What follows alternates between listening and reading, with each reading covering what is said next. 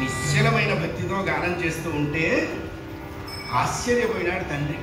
మా ఇంట్లో ఇంత మంచి పాట వినపడుతున్నదే, ఎవడో మహానుభావుడు ఇవాళ మా ఇంటికి వచ్చాడు అనుకున్నారు. మన కళ్ళ గొప్పతనం ఏమిటి అంటే ఎదురుగా ఉన్న వస్తువు గొప్పతనాన్ని మనం గుర్తించడం కొంచెం ఆలస్యం అవుతుంది. కొంతమంది అసలు గుర్తించలేదు.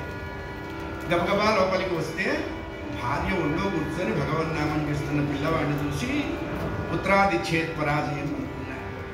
భార్యను అడిగాడు, ఇంత బాగా పాడుతున్నాడు, వీడికి ఎవరు చెప్పారు ఈ సంగీతము అని.